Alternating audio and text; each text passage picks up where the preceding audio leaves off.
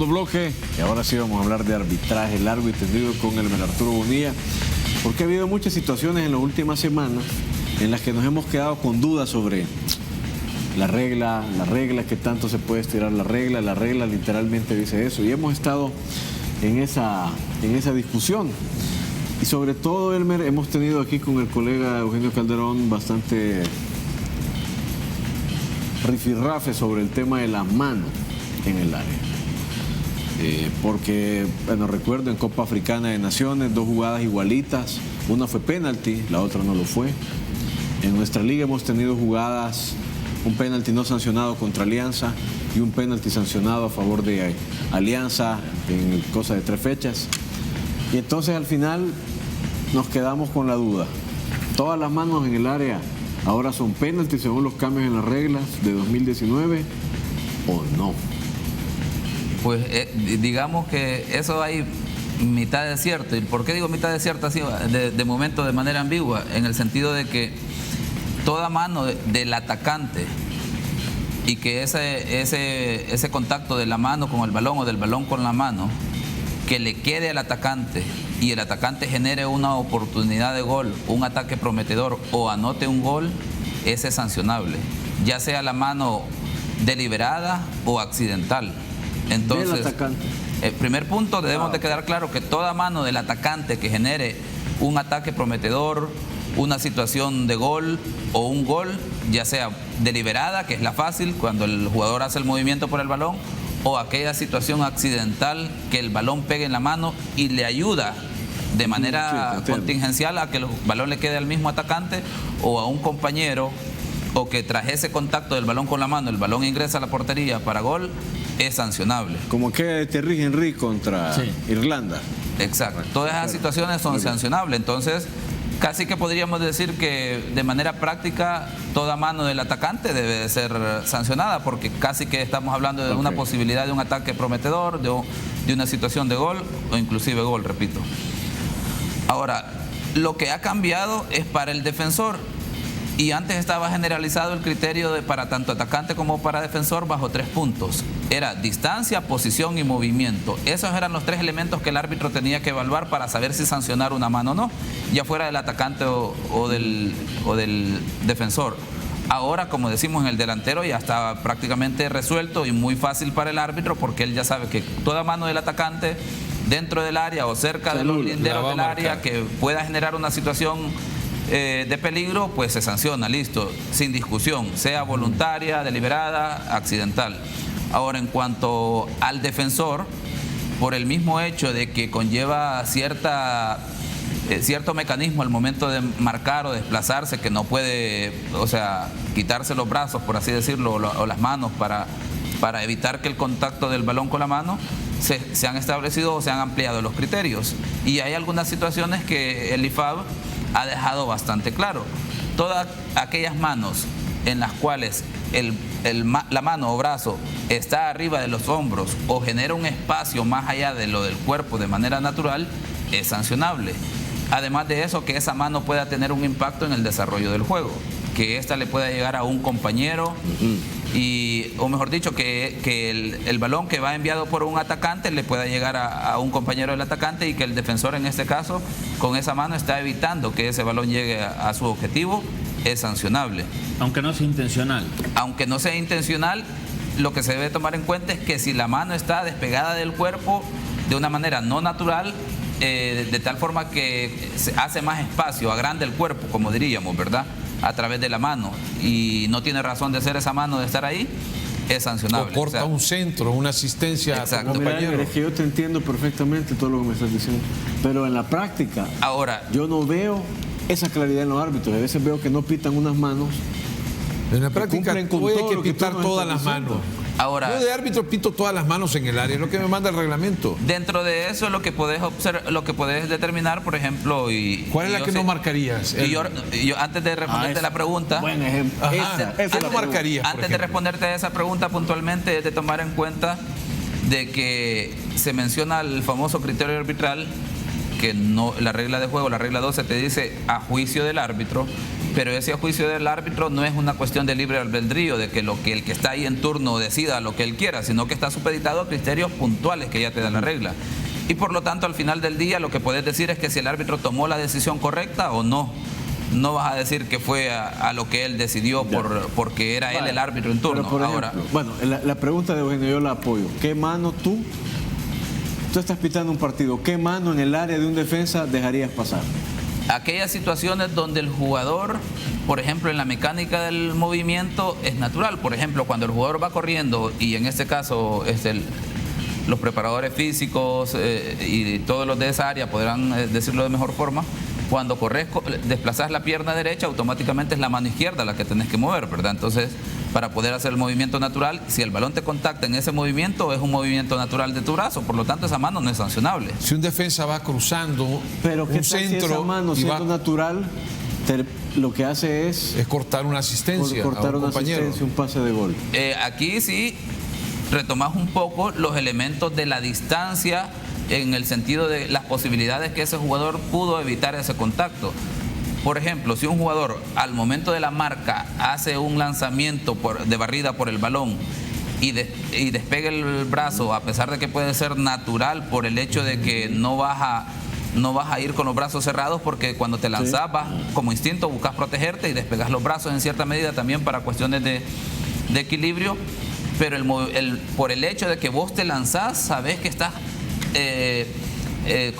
llevando un cierto riesgo, vos asumís la responsabilidad de tu acción y como la de Chalate contra Alianza este fin de semana. Entonces, si yo como defensa entro en una barrida, como dice Elmer, y yo en la barrida llevo los brazos pegados y el otro llegó a la línea de fondo y metió el centro y me rebota a mí en el brazo pegado, no hay por qué marcar, es un movimiento natural.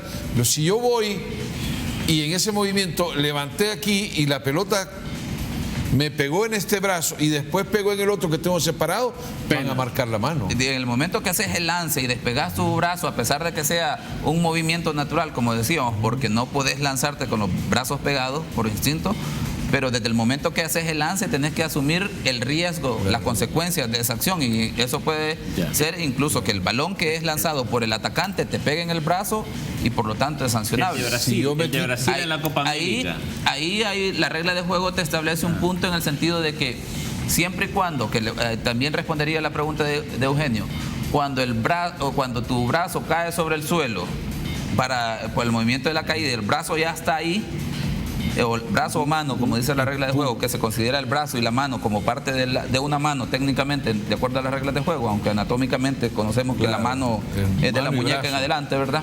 Entonces, cuando el brazo ya está ahí sobre el césped y la posición del arco del jugador de manera vertical, esa mano no es sancionable cuando el balón pega en esa mano, porque el jugador está prácticamente evitando tener un golpe tras la caída, ¿verdad? Esa sería la otra mano no sancionable. Y la última, una de Alianza, por cierto, es un disparo a puerta y el defensa, bajo instinto de taparse el rostro, la de este domingo, mete las manos. Ahora, en este sentido, cuando hablas de jugadas instintivas, es de valorar el hecho de que del 2000 para acá ha habido una modificación en el sentido de que dentro de la lógica del fútbol también, que las reglas de juego buscan adaptarse a las exigencias de la lógica del fútbol, es que si al jugador se le está permitido que pueda jugar el balón con la cabeza, si podés llevar tu mano o brazo a taparte la cara, quiere decir que de igual forma pudiste hacer el gesto de reaccionar y cabeceando el balón. Por lo tanto, si llevas el brazo o la mano a cubrir la cara, en este caso es sancionable. O sea que podríamos decir que en un porcentaje, Elmer, aparte de ese criterio del juicio arbitral, que es permitido y que se va a dar, que puede llevar al error al árbitro por la distancia, por la ubicación, por las características de la jugada. La mayoría. Con el cambio de regla a partir del 1 de junio anterior, el 90% de las manos se van a pitar en el área. El mayor porcentaje de situaciones van encaminadas a que se sancione.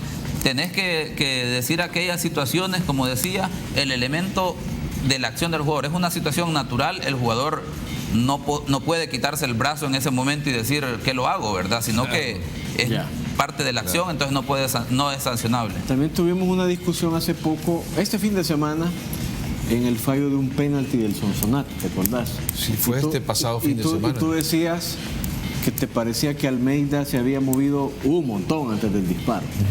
¿Cómo está la regla, Elmer? Recordarnos cómo está el tema de qué puede y no puede hacer el arquero en el cobro de un penalti.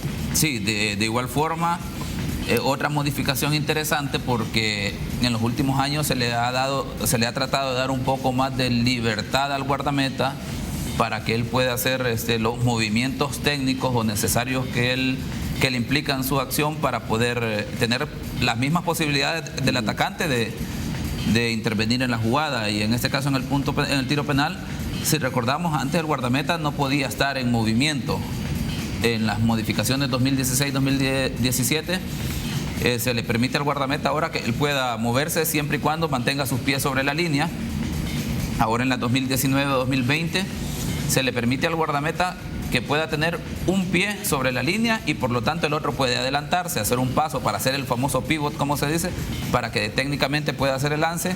Pero aquí lo interesante es que la regla no solo le da la libertad de que tenga el otro pie sobre la línea en el césped, por así decirlo, en contacto con el césped, sino que él puede levantar el otro pie, pero siempre y cuando esté sobre la altura de la línea, le es permitido, no tiene que estar fijamente el pie en la línea puntualmente, entonces tiene un poco mayor de libertad, exacto. Siempre y cuando un pie esté sobre la línea. Esté sobre la línea, así en físico o en este caso en el aire, ¿verdad? Pero siempre en la dirección de la línea, perfectamente. Claro.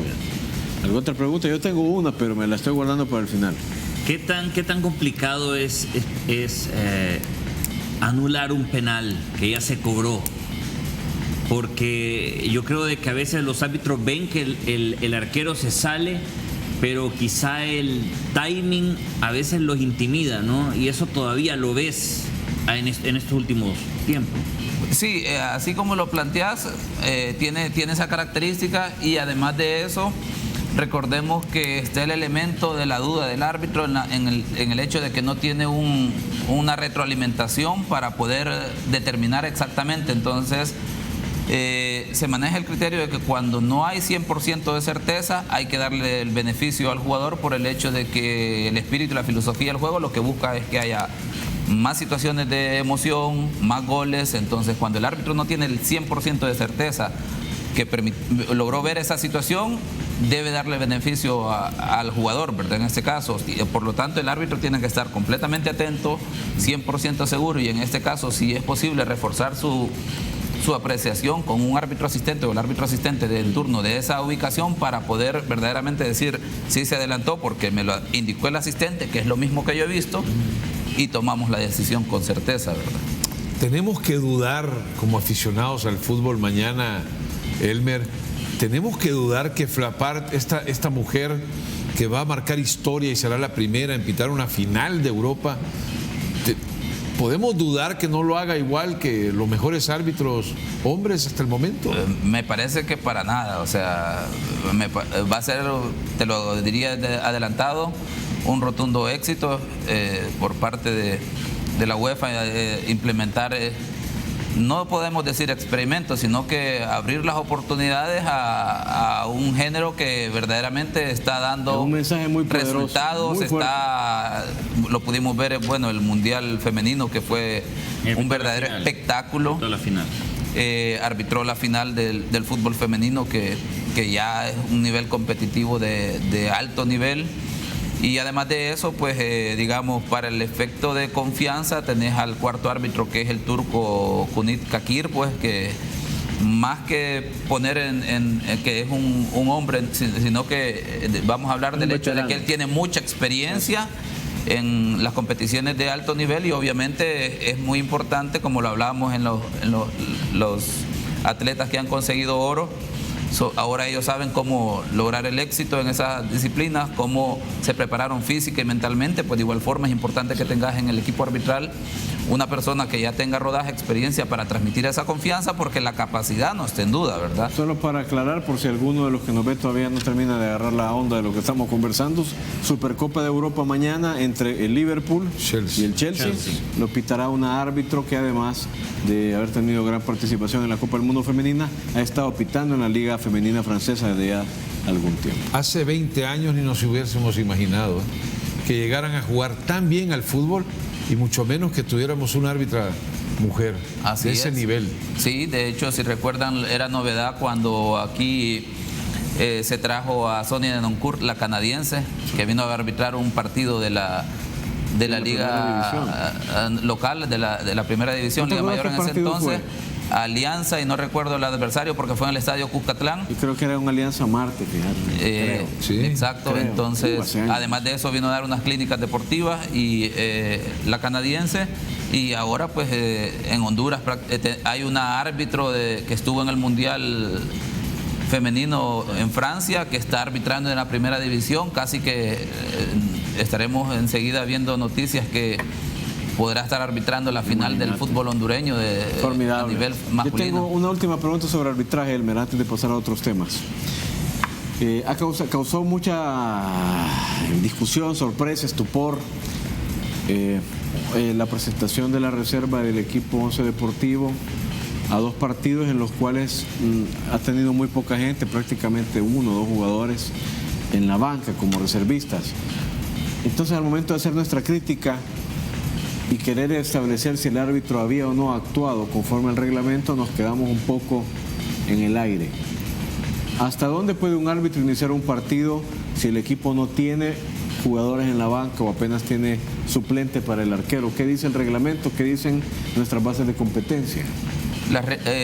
Así como lo has establecido, es de revisar dos normativas, ¿verdad? Las reglas de juego, las cuales de lo que te hablan es que del mínimo de jugadores para continuar un partido debe de ser de 7.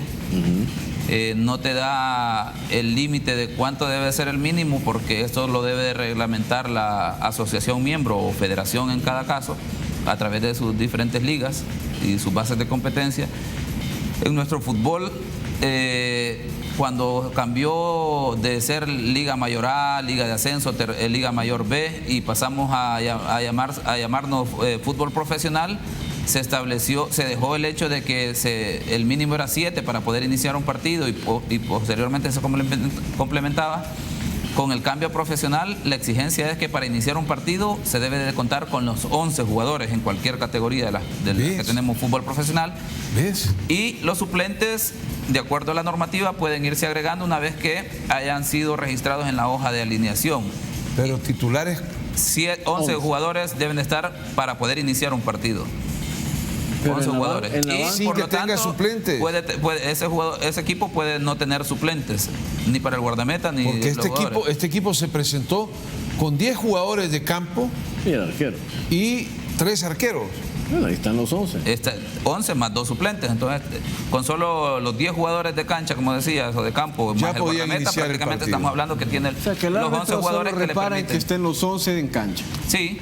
Ahora, dentro Ya de tengo esto, otra duda, Elmer. dentro Disculpame de esto, la recomendación que yo daría es que los entrenadores, ya sea de primera división, de las reservas, se auxilien de sus médicos para que con ellos puedan acercarse a los equipos arbitrales y hacer uso de las modificaciones a las reglas de juego en cuanto habla de la pausa de refresco y la pausa de hidratación. Precisamente tiene que ver con eso. Yo estaba leyendo el último informe del 1 de agosto de la Organización Meteorológica, que te habla de que en julio ha sido de los años históricamente más calientes, entonces hay que tener cuidado en eso. Elmer, tú como entrenador de un equipo profesional cualquiera, tú al inicio del partido convienes eso con el árbitro, de que mire, por favor, si el clima y tal, podemos hacer 2 pausas de refrescamiento y tal, o cómo. En el caso de la pausa de refresco, es de 90 segundos a 3 minutos máximo, y esta se platica antes del partido. ¿Por qué? Porque se puede pensar de que yo voy ganando 1-0, el otro equipo está acechando, está atacando, y el árbitro de repente, previo entre los dos equipos en el cual el árbitro dice alrededor del minuto 25, cuando el balón deje de estar en juego, no tiene que ser exactamente los 25 minutos, el juego se va a detener para una pausa de refresco. Ya ambos equipos están advertidos. Excelente. De tal forma que no puedan considerar esa situación como una situación de que el árbitro o un equipo busca sacar ventaja para quitarle el ritmo al partido. La ultimita. Sí, yo también voy a tener una última. Si un jugador tiene carnet de portero, ¿el árbitro permite o no que ese jugador participe como jugador de cancha. En este caso, para efectos de registro, cuando el árbitro se le presentan los carnets, no van identificados los jugadores precisamente, ¿verdad? En ese sentido. Sino que el árbitro, y en este caso sí, quien reglamenta o norma esto es las reglas de juego, y te dice que el distintivo del guardameta prácticamente es el uniforme. Tanto así que vos podés durante el partido, durante los 90 minutos, cambiar de puesto de un jugador de cancha con el guardameta. Solo tenés que sea en una pausa del partido y que le indiquen al árbitro para que él pueda autorizar este cambio, en este caso no es sustitución, sino que cambio de posición y permitirlo, ¿verdad? Entonces, de igual forma, al inicio del partido podría ser como mencionaban, que el jugador número 11 no es guardameta, pero al tener la necesidad de un guardameta, pues que es obligación para poder jugar, lo uniforman, ¿verdad? Y participa. Oye, Elmer, siempre tiene una duda. ¿El árbitro cobra cuando hay un partido con tiempo extra y penales? ¿Cobra más de lo que cobra habitualmente por ese extra o no? No se cobra extra, ya está establecido el honorario de manera regular. Partido, lo que lleve. Exacto. ¿Qué opinión? Entonces, ¿qué opinión tienes? Qué pregunta muy extraña. Sí, es que ¿qué opinión tienes porque ya como se está poniendo de moda que ya no haya tiempo extra, sino además que se conoce un tiempo extra nada más, que hay algunos que decimos, empieza el primer tiempo extra, no, solo hay uno dividido en dos partes de 15 minutos. En este caso sería tiempo suplementario, el tiempo suplementario que se divide. ¿Tú estás de acuerdo en que borremos ese tiempo suplementario por el sacrificio, el jugador, del partido y pasemos directamente a penales? Pues en este caso me parece que se debe de hacer un estudio en las condiciones climatológicas de dónde se va a desarrollar el torneo, porque en algunos lugares no lo permite, pues precisamente como le decía, el desgaste físico, la humedad, el sol y todo eso, que son factores de riesgo para los jugadores, pues debería establecerlo la normativa antes de iniciar el torneo, y en otros lugares, ¿verdad?, donde hay temperaturas más bajas, pues se puede desarrollar ese aspecto. Mira, hoy que no está Diego, vamos a una pausa. Hoy que no está Diego, podemos ir a trabajar rápidamente nosotros a María, el señor Calderón. Al bar. En Europa, ya volvemos con más.